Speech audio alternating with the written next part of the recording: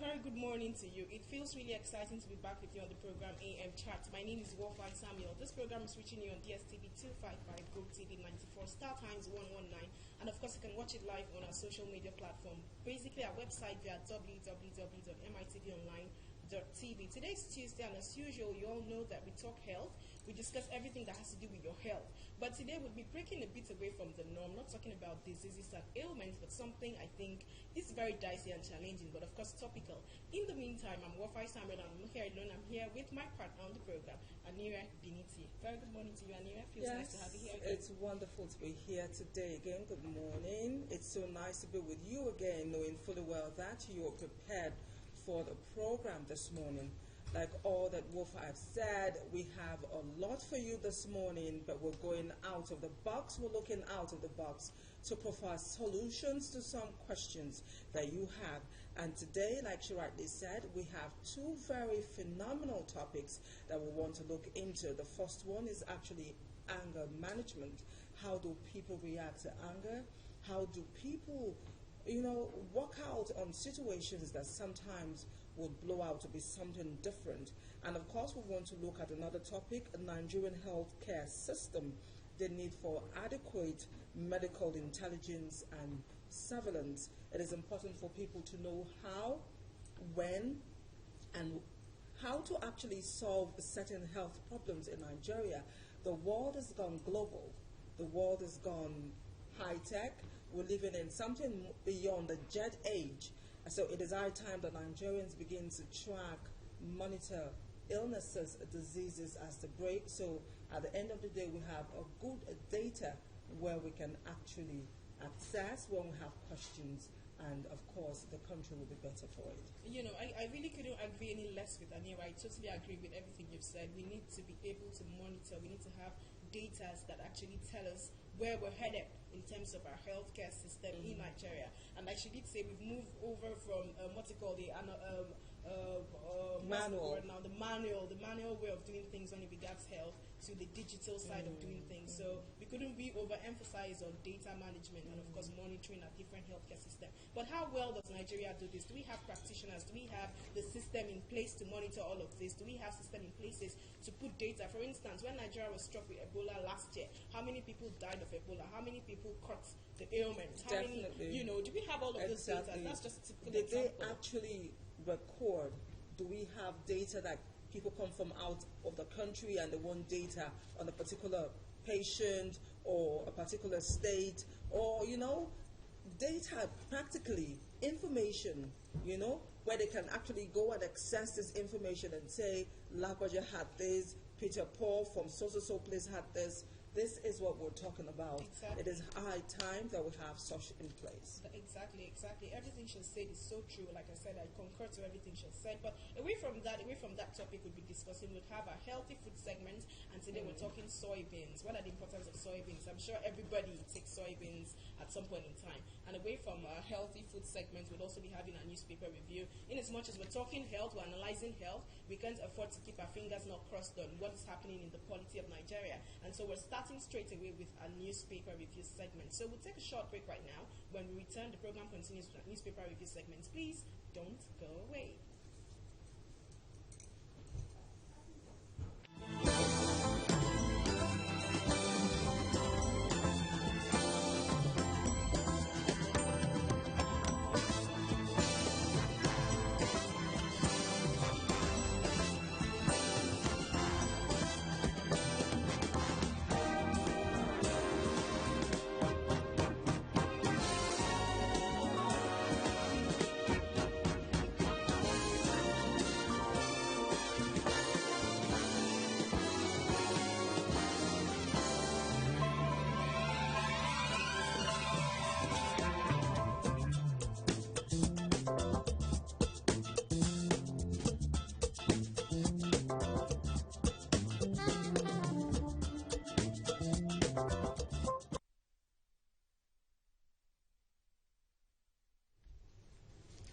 Yes, welcome back. If you're just joining us, this is AM Chat Tuesday special, where we talk health and sometimes other related issues.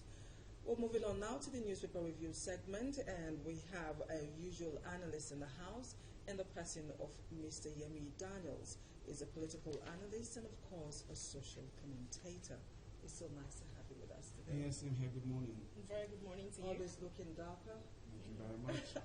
So before you came in, you were telling us about the horrendous traffic that you met, but luckily enough for us, you made it here on time. Yeah, we just hope that there is structuring going on that has happened in last month.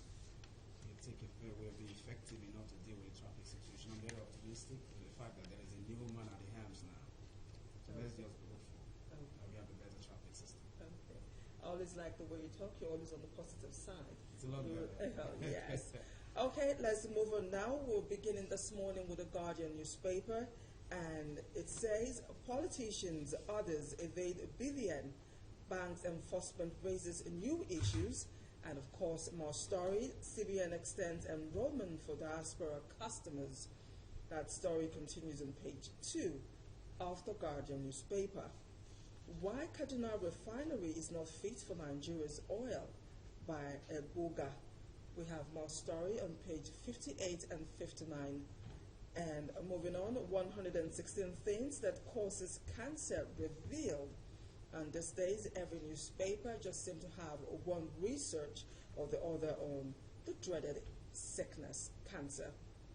We have more story on page 50. Jonathan visits Buhari.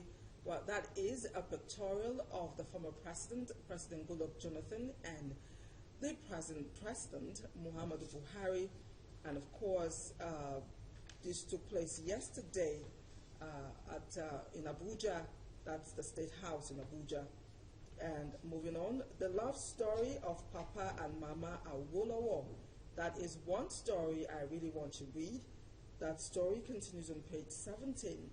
And finally, on the Guardian newspaper, day 568 is a reminder that our girls are still missing. And like we always do, we pray that one day the story will definitely change. So, the story this morning, Mr. Daniels, a lot of stories trending, but the basic story that is really trending in all the newspapers this morning is the pictorial of former president and our dear president now, Muhammadu Buhari. I really want you to talk about the visit. There's been a lot of speculations about the visit. I don't know if you have a crystal ball that you rubbed before coming this morning. So I really want you to talk about that visit. Well, out of the blue. It's interesting. It's interesting. But you recall that the former president wrote to former President Olusegun Obasanjo that in soliciting the support in view of the new foundation he was coming up with, and just after that we had issues with Masob coming up with all kinds of stuff and what have you, and some people are saying they are pro-Jonathan, motivated. And so to that extent, I would expect that, okay, the former president just saying, okay, this is an opportunity for me to contribute in another way, and he calls it a peace foundation. So maybe that was, he probably went to intimate the president on the development of the peace foundation, the direction he was looking at, and to see how they could collaborate, knowing fully well that notwithstanding the party differences, the truth is government is a continuum, and they will always rub minds. Trust me, they may have been talking even behind closed doors, but they just started to give us, to make it known to us that, listen, it's not war after all. This is still our country. But there's another side to that story which says the former president, Goodluck Jonathan, was in Tanzania to monitor the electoral process. And then he was at the Aso Villa yesterday, banquet hall, to give the present president the updates on what happened in Tanzania. We are not really aware of the details of that meeting because it was less than 10 minutes from what I gather, but I don't know if it's truly in relation to what happened in Tanzania. Well, to the extent that it was brief, they may have just mentioned it in passing that welcome back from Tanzania. I hope the election went as well as you had expected it. So, well, we did our bit. Okay. And then that may have been, it wasn't an elaborate discussion. But why do you think that discussion wasn't elaborate? If two presidents, a former president and a present president are meeting, less than 10 minutes, less than 12 minutes, and then General Muhammadu Buhari saw him off to his car. just crying stopped out by loud. That's what I'm the saying. gate of You need a Bamako. crystal ball to Why? actually know what crying out loud. happened. Why do you think it was brief? For crying out loud, the president couldn't have done anything less than see him off to his So car. his car. For crying out loud, that's his predecessor. Yeah. You understand? But I feel to a large extent that it's more of a PR thing. Okay. This is our country. A after PR all. thing for the former president? No. For it's well, for the former president, the PR thing, then maybe we're not fighting after all. Okay, there's another question here that I really want us to, another, the headline in particular, politicians, others evade BVN. Why? We should know that politicians have a penchant for subverting processes. It is just their stock in trade. So now, what will happen to their accounts? Because in the other paper, and of course the news have been trending in the banking sector, as it were, that those who did not actually go to pursue, the BVN issue, accounts have been frozen. So how do you think? Do you think they somehow pack all their money and put it in, dig a ground or something and just put the money there? What will happen to their accounts? It's not as if the accounts will no longer.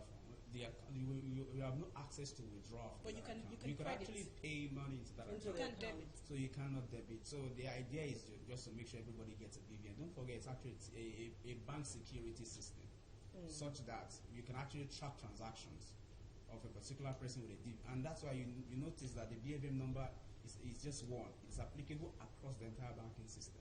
If you have one-way GT bank, it's recognized in all the banks. In all the banks, yeah. So you just all you need to do is, if you have not registered up until now, just go there and say, okay, I submit.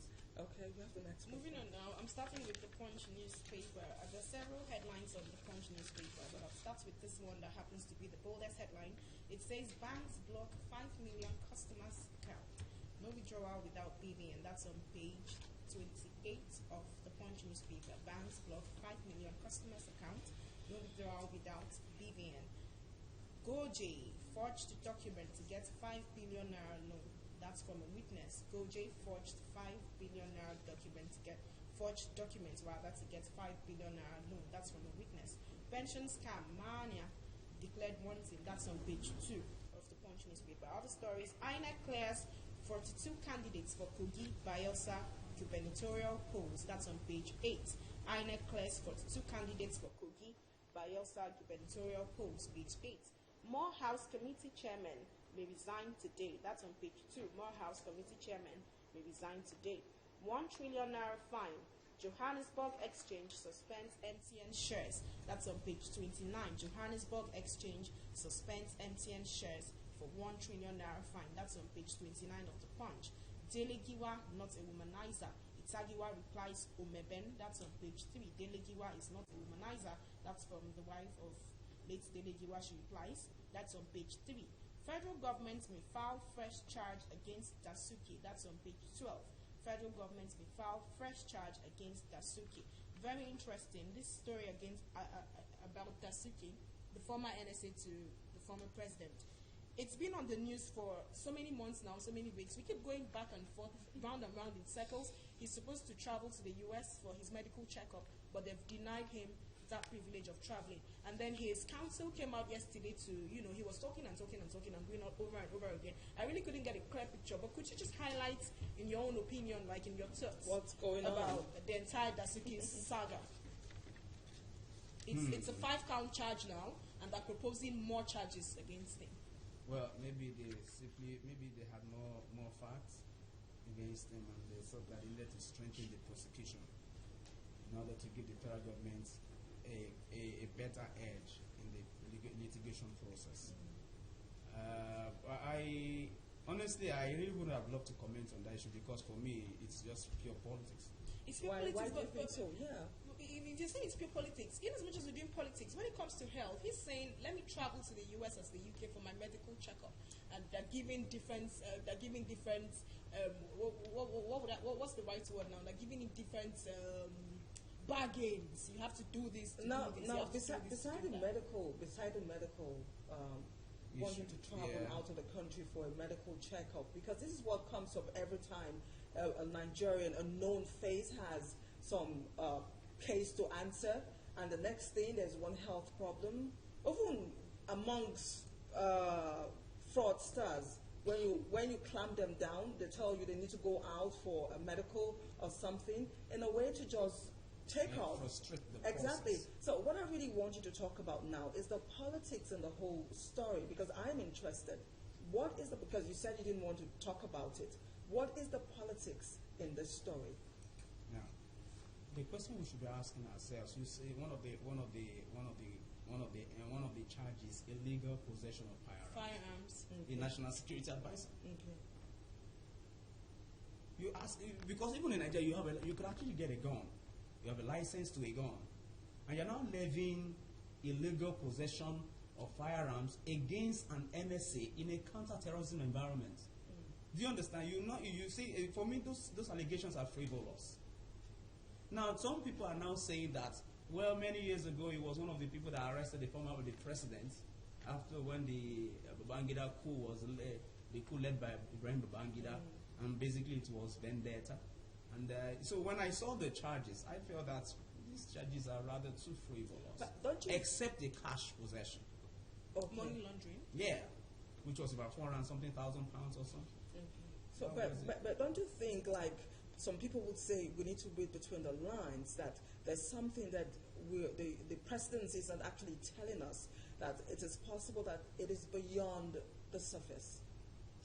Now, they shouldn't keep us guessing. Okay. I would expect that. You see, there is a way you manage information that it will be obvious to us that there is something that is not being said.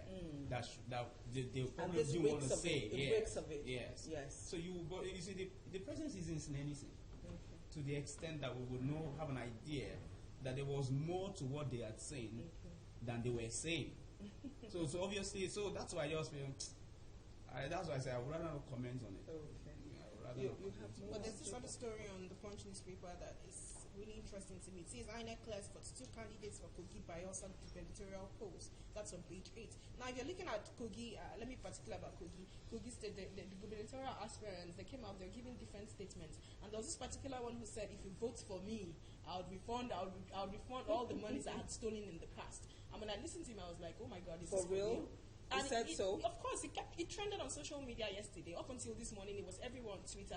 Why would you come out to say, if you vote for me, I'll refund all the monies I stole, all the monies in my possession in the past? And now is it possible? He's a member of the APC. The question I want to ask is, not everybody's in the know of that, but when you're talking about the fight for change and the change mantra, someone coming from the APC and saying this, doesn't it dent, to an extent, you might say one is insignificant, but an APC gubernatorial aspirant, does it not dent the change mantra philosophy? Are you sure this is not a media twist? It's not a media twist, to the best Because of my knowledge. now, if you look at it, for instance, if an aspirant, a candidate, a governorship candidate says, if you vote for me, I'll return all that I have Monies in my stolen. possession or I've stolen, yeah. It simply tells us that he has simply pled guilty without having been in court of law. Because he has simply, in a court of public opinion, he has told the whole world that I am a rogue. Do you understand? And like you said, it's a dent on the APC giving the change mantra. But the question you should ask yourself: APC has always been a party of strange bedfellows. And trust me, the only person that seems to have a semblance of integrity in that party is the president. Okay, so we're moving on now. We're starting with the Nation newspaper. And it says, there's quiet in Afenifere over exit of leader Fashoronti. Adebanjo, old age forced him out. ARG committed to ideology. We have more story on page 2, 3, and 6 of the Nation newspaper. Customs appoints acting DCGs, ACGs, others. More story on page 5. EFCC declares pension chief a minor wanted. We have more story on page 5.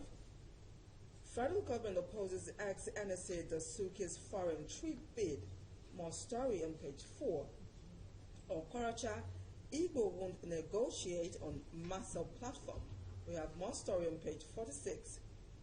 Federal government workers to get October pay today. And change must come to Bayelsa, says Oyegun. Police sue for peace. Civil groups back Dixon. INEC class 42 for polls. Coalition urges fair election. We have more story on page 44. Desiani, EFCC seizes associates bulletproof cars. More story on page 6. And finally on the Nation newspaper, fuel scarcity hits Lagos, Ogun as market has shown importation. We have more story on page 6. So where do we start now? This Afenifere story, there's so much custom, no. AFCC declares pension chief. That one too is overflogged. So do we talk about the disquiet in Afenifere over exit of a leader, Fashoronti? Why do you think this is happening at this time? Of course, Adebanjo says it's old age. Do you think so? What's your take? I really want to know what you feel. Interestingly, Baba Fashoronti said Afenifere had it real. Now, Baba Adebanjo is saying old age was to blame for this circumstance, for this situation. But needless, without bearing the risk of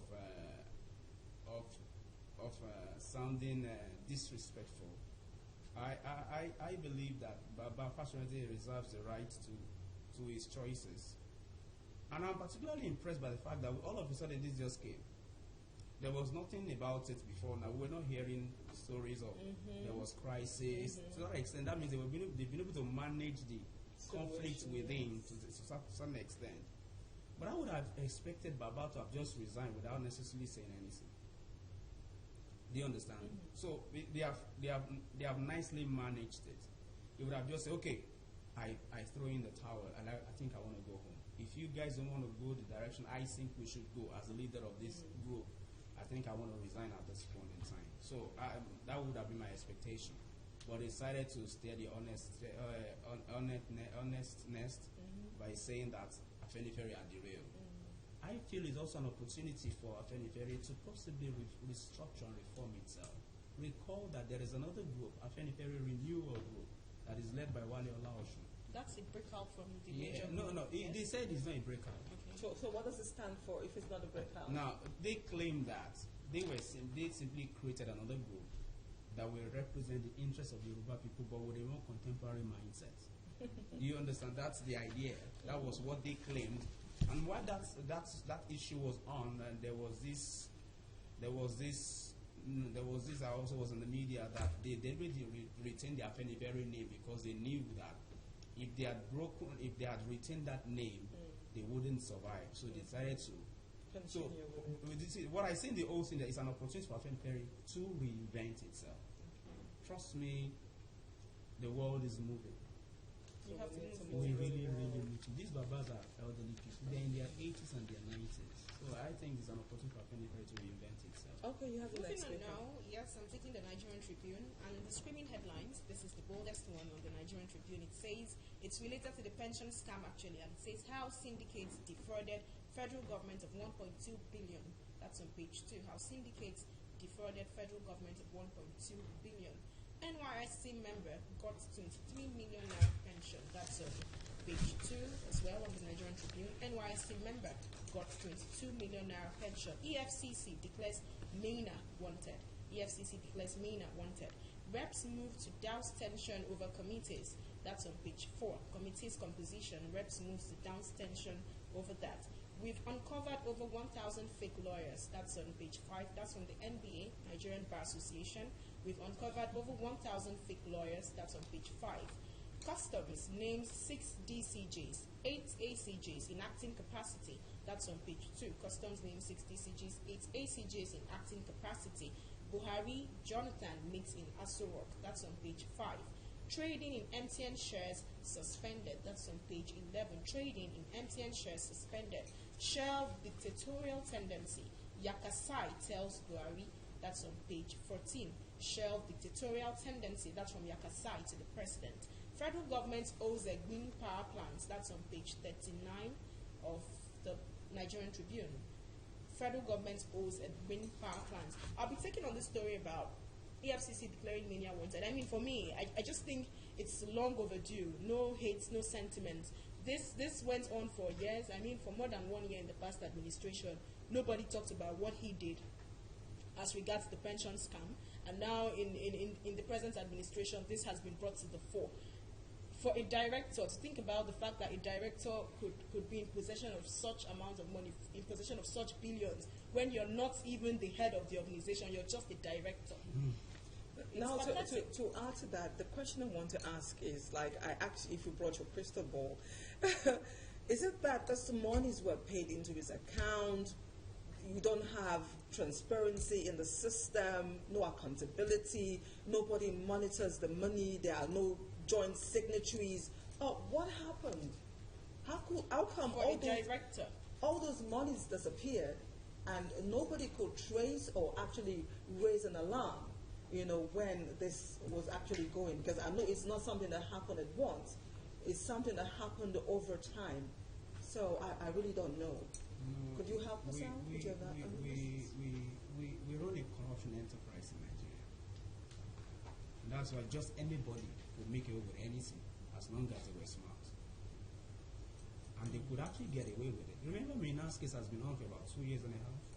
It actually started during Goodluck Jonathan's President Goodluck Jonathan's. But we barely heard anything about it in the last administration. Yes, we heard some things about it, but it was covered. You understand? And I think the EFCC decides to let's look at the possible cases. Don't forget that Lamudi needs to be confirmed. It's not being confirmed. It needed some cases. It needed some to get through with some cases, so as to at least secure his confirmation. I would have expected. I hope EFCC have done their due diligence in this.